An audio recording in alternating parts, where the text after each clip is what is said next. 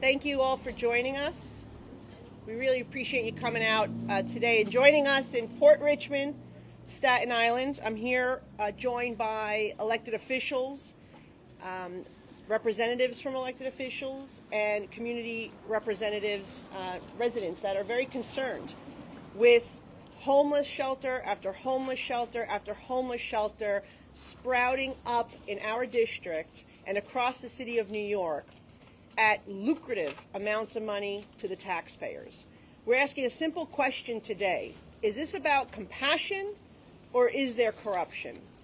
And we've been identifying and reading through multiple contracts that the city has entered with different operators of homeless shelters across the city.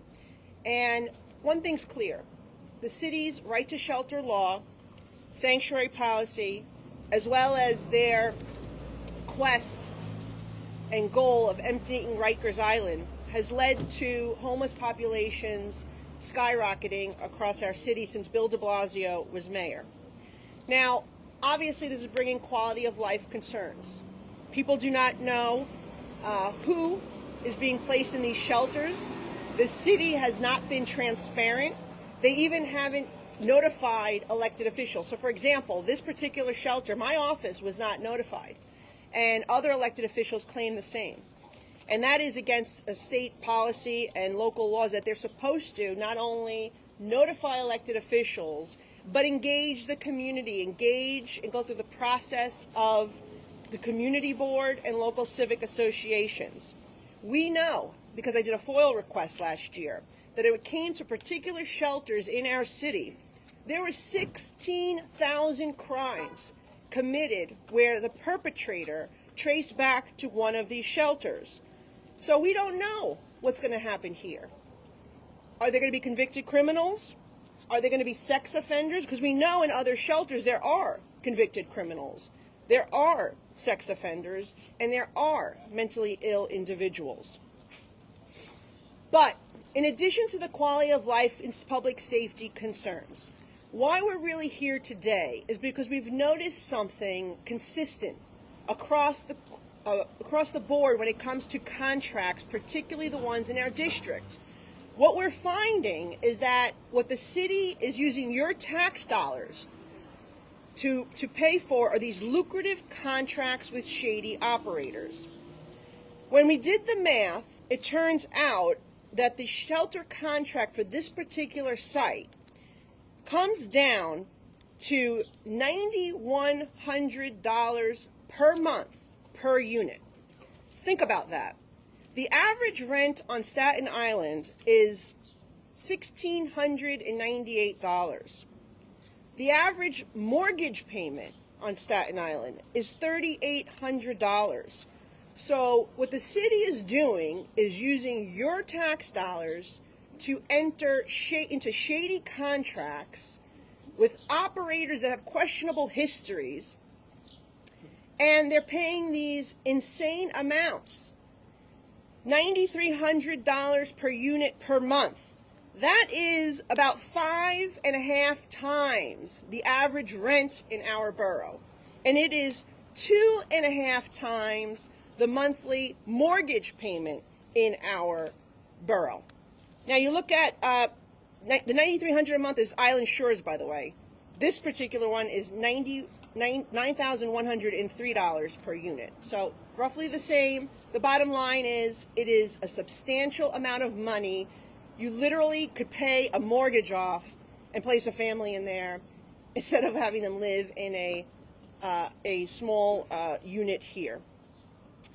So what's also eye-popping is how they're skirting or at least completely violating environmental and zoning laws.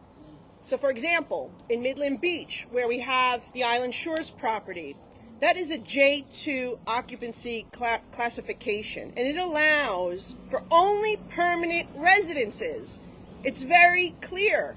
And what they're doing, they kicked out those permanent residents actually a couple of years ago to turn it into a migrant shelter, and now they're entering into another shelter contract with Homes for the Homeless.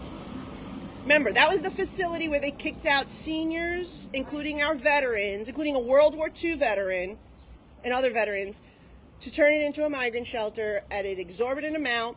And I should also mention that most of these contracts are no bid.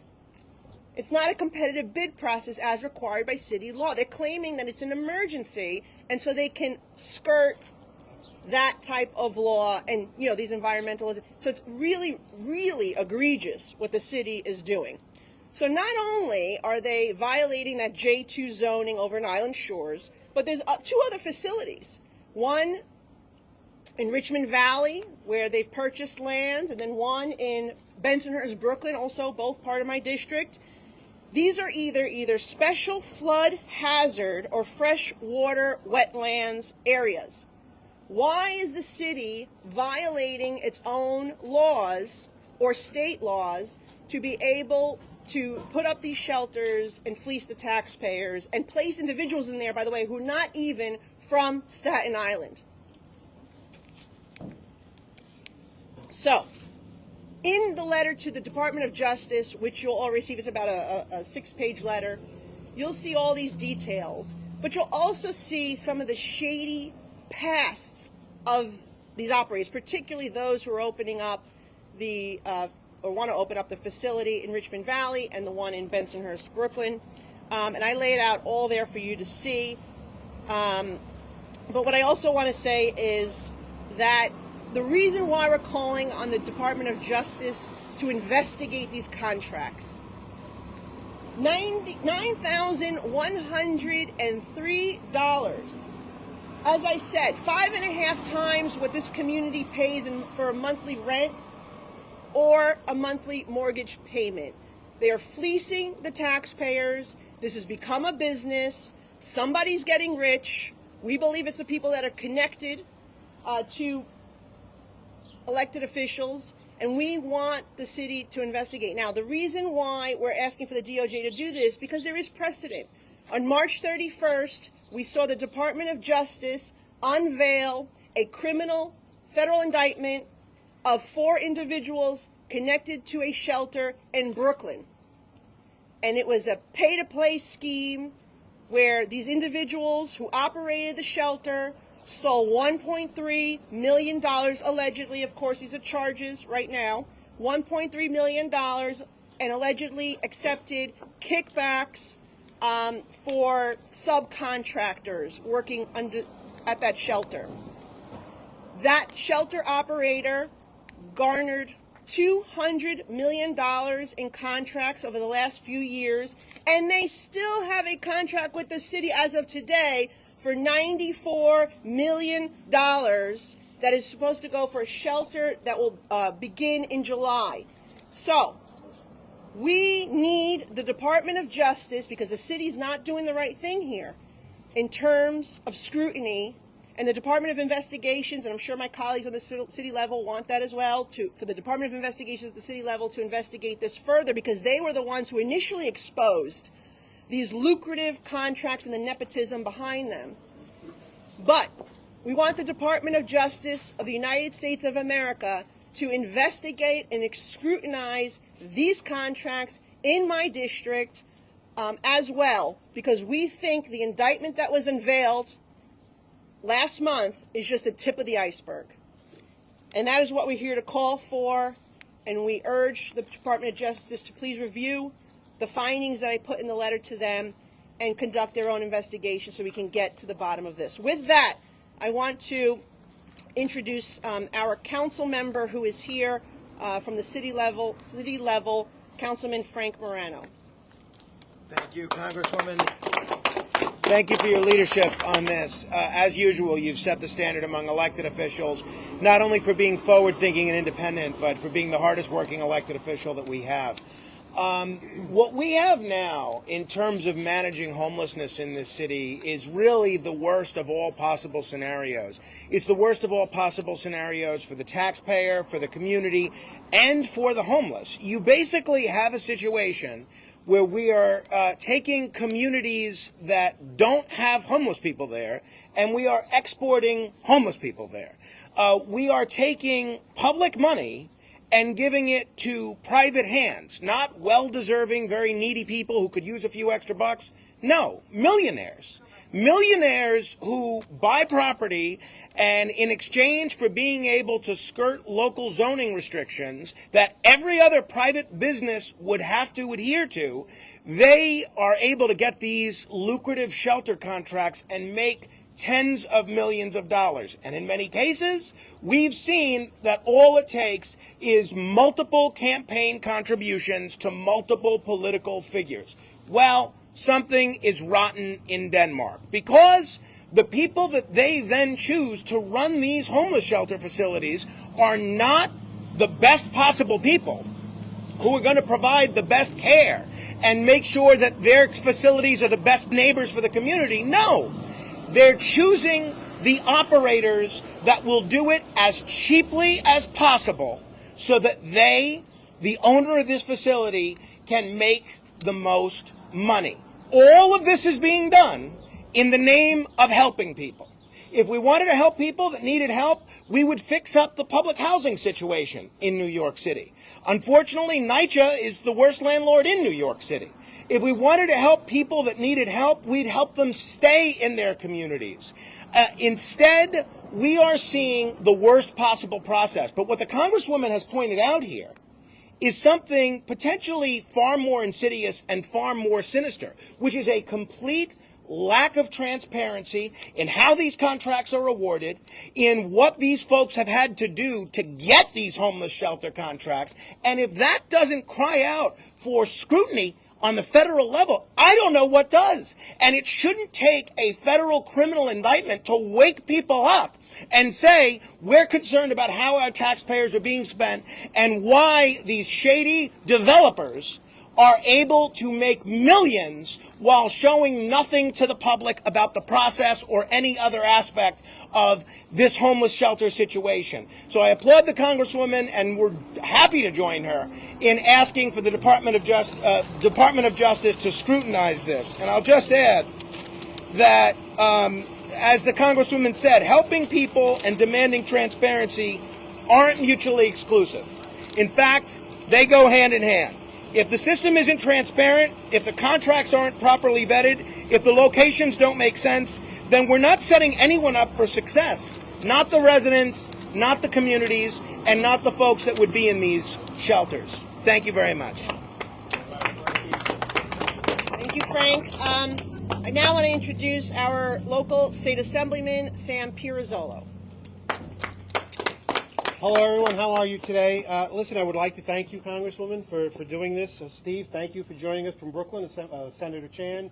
Oh, my colleague here, Lester, thank you very much for coming, and everybody who's here. So it's been said before, and I just want to make it a little bit more clear. The city, instead of trying to reduce homelessness, seems to be in the business of homelessness. Instead of reducing the amount of homelessness or the amount of homeless people we have, they like to warehouse these people and keep their homelessness in a perpetual cycle of making money. And not only is it a problem here with what the Congresswoman said about $9,000 a month for a unit, the other part of the homeless shelter system is a big problem also. Just recently at my office, we had a young lady who's paying $1,400 a month. And as the Congresswoman quoted, about $1,700 a month is about the average rent. But instead of the landlord saying to her, okay, you can pay me $1,700 a month rent or give me an increase, the landlord is telling her that she has to move because he can get a voucher through the homeless shelter system for $2,400. So what the mayoral administration is doing here is they are raising the base rent for everybody, not only on Staten Island, not only in Brooklyn, but for everywhere in New York City, because it's a business to them. They don't really seem to care. So, Congresswoman, I would ask that when the Department of Justice comes in, another thing that they really need to investigate is how many more homeless people do we have day after day, week after week, year after year? Has there been a reduction in homelessness with the millions and billions of dollars we've spent? The answer, from what we can see here, is probably no. We're in the business of warehousing and keeping people homeless. And not only that, when you leave the shelter system, We're raising the rents all across New York City because the shelter system pays more than what the average rent is right now. And that's a problem, and it needs to stop. Anything that I could do to help an investigation along, I mean, I could make this constituent available to speak to anyone. It is criminal what's going on. There's no doubt about it. We're seeing types of frauds like this all across the country. Now is time to put the spotlight on City Hall. So thank you very much for what you do. Thank you, everyone. We have two elected officials who share a representation with me in Brooklyn, part of my district, and we've been fighting, as I mentioned before, a shelter in Bensonhurst, Brooklyn, and that one, again, is not supposed to be in terms of environmental. They're skirting environmental laws, trying to build in a flood area. And so I'd like to first bring up our State Assemblyman, Lester Chang from Brooklyn. Thank you very much, Congresswoman. And thank you, Steve. Thank you, Sam, my colleagues, and thank you, Frank. Thank you for very much here. It's not only Bensonhurst, but throughout the city. I'm fighting right now at Borough Park, right across the street from Maimonides Hospital, that have permanent rent-stabilized apartment commingling, mixing in with homeless people. Now, how would you feel about that? No one would like to feel about that. You got these transient people are coming in. This is not a community. And besides, there's public safety involved. So I think we still think of Denmark is not great around here. So we need a federal prosecutor, federal justice to do this. Not the state, not the city. I don't trust them at all. We need federal. And thank you, Congresswoman, to get these people involved to look at the contract, because it's an ongoing fight. Now, last night, I just heard from the radio, East Village, they're able to stop a homeless shelter, and that particular area voted overwhelmingly to Mayor Mandani. I'm not sure what other signal to the mayor, my former colleague since last year, saying that nobody wants homeless shelter. It's a waste of money. And we're pouring $17 billion to have neighborhood jailhouse, which is a waste of money. They could carve part of that money to improve Rikers Island, and the rest of it, $16 billion to build affordable housing. That's the smarter way to do, and also to plug into city budget deficit as well. And thank you very much for having me here. Thank you, Congresswoman, and your leadership. Thank you. Thank you. Now we're moving up to the State Senate, and we have our other friend from Brooklyn who's in the fight with us, and that is Senator Steve Chan. Good afternoon, everyone. Thank you, Nicole, and I want to thank Congresswoman Nicole Maliotakis for all the research and the work that she has done to this point. And I myself and my office has also done some research, and I actually came up with numbers bigger than that. I won't go into the details here right now, but everybody heard of the book, A Tree Grows in Brooklyn, right? You know what? I could rewrite that book. It's called A Tree Grows in Brooklyn, and the fruit is money, and everybody inside of a circle is picking money off that tree. With that said, we absolutely need intervention, investigation, and inquiry from the United States Department of Justice. It's because, from what I've seen, it seems like certain group gets paid a tremendous amount of money to service the homeless. So is homelessness actually homelessness? And Sam, I want to thank you for mentioning that. Homelessness is not about homelessness in the city of New York. It's about a big business. It's like Microsoft. It's a multi-billion-dollar business. That's what it has turned into. And everybody on the inside of a certain circle, is making money from this business. I questioned Mayor Adams in 2025 in the public hearings, in the budget hearings in Albany, and I said to him, why are you spending all this money in the homelessness business when you can actually have them show up at a desk every day, give them $200 and let them take care of themselves? And that would come out to about $6,000 a month, a little less than that. I told the mayor that it doesn't cost me this kind of money to raise my family and pay my mortgage and commute to Albany. So there's clearly something going on here. Corruption? Yeah, I'm sure there is, right? So I said inside of the circle. Who's inside of that circle? Private developers, local politicians, elected officials, special interest groups. And as we see, and I think in the latest indictments, the spouses of certain elected officials. So everybody's in this game here. I can tell you that we're not standing here, right? I brought with me some neighbors from two neighborhoods here, Bensonhurst and Sheepshead Bay. And nobody's fighting for them harder than us here, Assemblyman Chang, Nicole, and myself, Sam, and Frank over here. Right here. Oh, over there. All right. So I want to thank my neighbors for showing up. The reason why they're here, if you look at these signs, right? Who in their right minds would want to import these homeless people to our neighborhood 50 feet, not even 50 feet, about 20 feet from a subway station? And I've mentioned that before. Bad location. Even if the concept is right, even if the idea is right, even if the goal is correct, bad location. Why do you want to jeopardize our grandmas, our grandpas, our commuters, our hardworking people, our kids going to and from? So, I'm not against homeless shelters. I am against homeless shelters done with corruption, done with exuberance, not in the right way, done without bidding. Now, recently, my office has discovered some discrepancies in the way that the permits have been issued for 2501 86th Street and 2134 Coyle Street out in Sheepshead Bay. We wrote Board of Standards and Appeals challenges, and it is being entertained. It is going to be heard. Building permits were issued in the case of 86th Street prior to the signing of an agreement between the city and the developer for a homeless shelter. And we found articles that the Department of Buildings was not supposed to issue those permits. So I personally visited the Department of Buildings, and we sat down for a couple of hours, and they said, well, sometimes we can overlook that. I said, really? Okay, so we looked into it further, and as it turns out, they can't.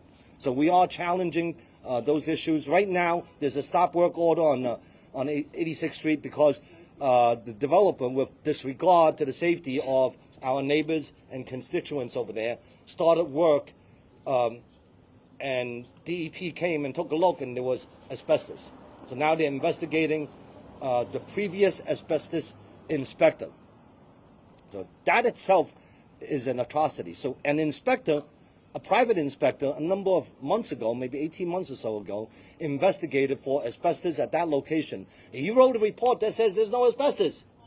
So the Department of Buildings issued the work permit. With that said, DEP came to look at it last month and says, wait a minute, there is asbestos, and you're taking it apart, and you're shooting it all over the place. We're going to stop your work. So now, wait a minute, they revoked that asbestos report that was done privately a year ago. So shouldn't that have automatically revoked the building permit? But the Department of Buildings did not revoke that permit, even if it was on a fictitious and felonious asbestos report. So these are some of the things that we see that are going on, and I'm very happy to be standing here today. Oh, by the way, I'm getting sued. We all getting sued. Yeah. Congresswoman Nicole Maliotakis is getting sued. Assemblyman Lester Chang is getting sued. Here we have a greedy private developer whose brother-in-law, I believe, I believe did 10 years for manslaughter. Remember when Nicole said shady character, questionable character? Right? So anyway, they're suing us. They want us to shut up. And how ridiculous is that? People, our constituents, our neighbors, our friends, elected us to represent them. And they want us to shut up. No, Mr. Sandhu, I am not shutting up. You got that? I am not shutting up. I've run out of time here. I have run out of time. Thank you very much. All right. Thank you very much, Steve. All right, I want to acknowledge some of the other elected officials who have representatives here. We thank them for sending representatives. We have Senator Lanza's office, Assemblyman Michael Tanusas and Michael Riley, Councilman David Carr, Assemblyman Charles Fall. So this is a bipartisan opposition that we're stating here today. I want to also our last speaker, who is the leader of this community, our Port Richmond North Shore Alliance president. But before I bring him up, I do want to say that we also have representatives from the Midland Beach Civic Association, Sal Monforti, Anthony Antico is a great community advocate. Lena Chen, who's also a great community advocate. Want to acknowledge them for joining us in this effort. And I just want to final words here are going to be from Port Richmond North Shore Alliance, Mario Bonviaggio. I want to sincerely thank United States Congresswoman Nicole Maliotakis for arranging this, and the other elected officials that came over the bridge to great downtown Port Richmond, Staten Island.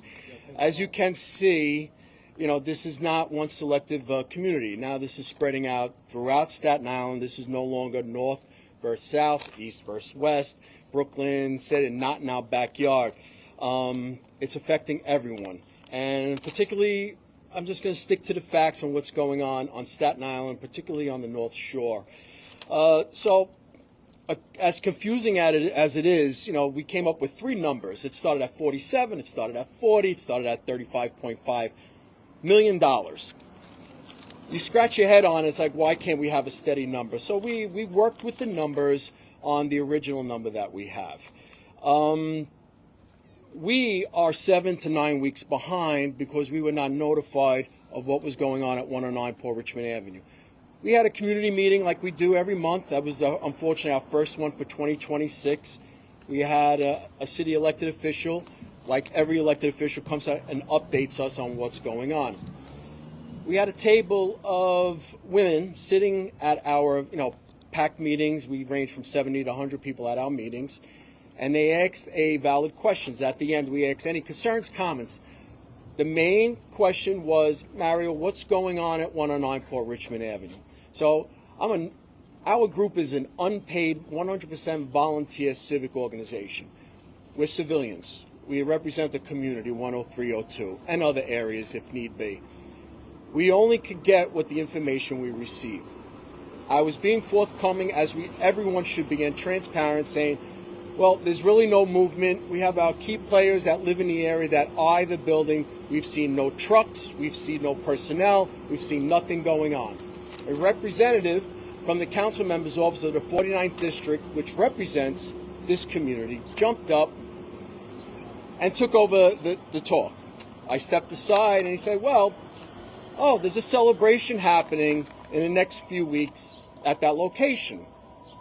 Everyone's like, what celebration? At 109 Port Richmond Avenue. With who? Project Hospitality. For what? They're opening up the building. There's going to be a homeless shelter with.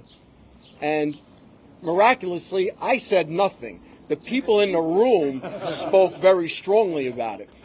So you can't suppress this information. It's on our website at portrichmondstrong.com. The people in the crowd were asking questions. So when the representative felt that it wasn't to his benefit, he kind of shut down, could not give us the basic answer on who did you call on, who did you speak with. When you start a conversation like everyone here, hi, who is this? You get a name. He couldn't provide that information numerous times. And this is where the frustration is. Now, because of us, we're getting the push that no one's trusting our elected officials at all levels, from local up to federal. To be clear, we could only get the information what we get from our electeds. The elected officials only get information on what the city's administration offers. If there's no transparency, the elected officials don't know anything. But if an elected official knows just an increment of what's going on, their responsibility is to notify the civic organization that represents the very community that we are watching out for reckless propositions such as this. It was the fault of the council member for not notifying us 6 to 8 weeks ago, which is now 7 to 9 weeks ago. So we're not saying we're against it. We all know homeless shelters do not work anywhere. We're supporting our Midland Beach community, our South Shore community, now Bensonhurst community, any community that does, even the East Village, where the elected official says overwhelmingly voted for the new administration to come in. His thank you is for putting in a homeless shelter. It does not work. We're not saying we're opposing. These people should be housed in a humanized manner, not in a 150 to 180 square foot room with no essentials. Averaging with the three numbers, this is averaging on the number we started with at $47 million. One individual is $15,000 a month. This number is a few thousand less, but this is now 2 of the 3 figures that came out on city platforms with no essential services. You need money for laundry, you need money for transportation, you need money for food. Let's upbeat that bill to another $8,000. So now we're at, what is that? I don't even know. $17,000. No, more. Actually, 15 plus 6,000 is $21,000 per individual. So there's money in the coffers, where our money, let me correct myself, that is in city and state and federal funding. We don't just complain about it. This civic group, why we're so successful, we come with a resolution. We come with action. We have a board member that's also a developer that has paused 18 available apartments to be housed in a humanized way, which accepts vouchers and market rate. It's been held off for an average of 17 months because the same administration that wants homeless shelters has not signed off on approvals or permits to continue on with his project. Privately funded, right on Port Richmond Avenue, right behind us, right behind you, and right behind me on the corner. Apartments that could be available as long as they expedite these permits. The city administration is sleeping on these documents. Furthermore, they also have the city FEPS, Fighting Homeless and Eviction Program. That is a voucher program. There's a National Section 8 program. This money, at a fraction of a cost, the number that we worked with, came out to $15,000 with no essential. This developer, in a matter of, say, 72 hours, as he stated, and we have a representative here that's ready to take these applications, could house 50% within 24 hours or whoever comes in this building. All of them within a month. Over 100 within 60 days. All he needs is the funding. Now we come with statistical facts. They're running out of money in the voucher program. This money, which we would support, to be redirected to these housing programs, instead of giving it to the most disorganized, dysfunctional, unhonest organizations such as Project Hospitality. All the eggs in one basket. And we all know they have not been forthcoming. They're inaccurate with what they presented to the community, and outright lies. Port Richmond can say we are the recipients of their failures to the community. 3 blocks down, 1544 Castleton Avenue, which is operated by Project Hospitality, is the most dangerous address in 10302. Less than 5 years old. We have the criminally insane walking up, stealing from stores. We had an event here before this press, which was formerly a resident from that building, was kicked out. What they do, they kick them out, and now they're stragglers of Port Richmond Avenue in the community in Port Richmond. They are by far the worst organization that Staten Island has to witness. So to get back to the numbers of the city FEPS, this is a third of the cost for one individual. We don't know if there's going to be one individual or family. It's even worse if it's a family in a 150 square foot room with no services. So for one person, it would be $27.50 under the city voucher or $39.50 under the National Section 8. With the family, you approximately raise that to more than $1,000. That's still a third less than the number we figured at $15,000, and possibly 50% than the number that's coming here. But this is humanized housing. They're in an apartment. They have a bathroom. They have a kitchen. They can live in a dignified way. How they live is how they live.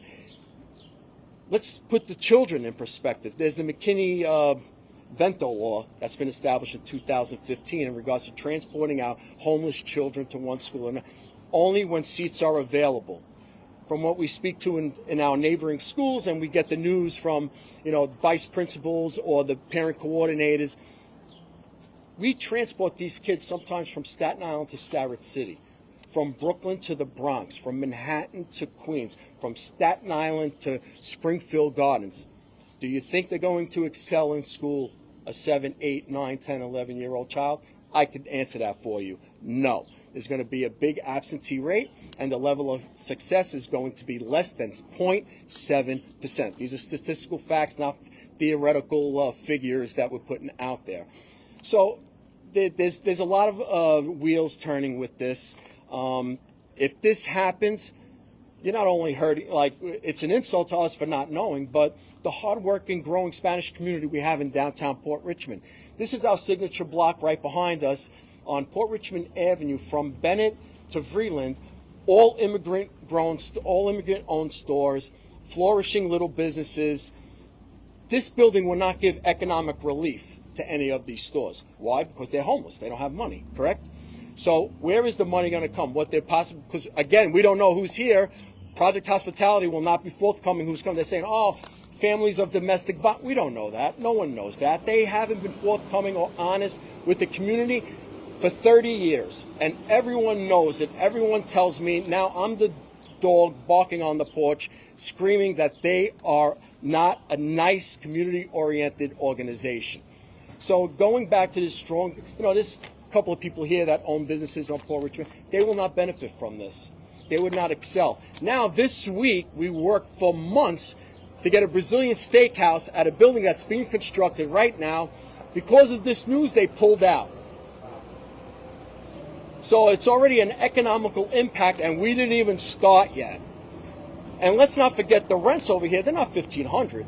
They start at like $6,500 to $9,000 a month, these stripper stores right here. How do you think people are going to want to come when they know that there's a home of unknown individuals in this room? How is it going to impact? We're going to have more shuttered storefronts here? Is that what they want? They're killing the 9 years that we've work that we've done in Port Richmond will go down with one flush because of this project. I want to thank, again, Congresswoman Miliotakis for putting this on the front burner. On the federal level, I also want to commend the Borough President Vito Fossella. He's been on point. He put this on a front burner last year. We called this would happen, but we couldn't get the information from the city because they are not forthcoming. So he's going to deal with it at city level. The Congresswoman is going to deal with it at the federal level.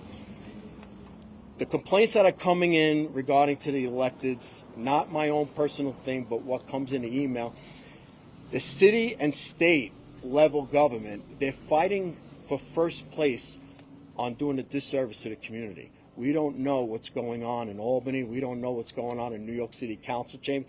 What we read in the headlines and what we see on TV, it's nothing is good.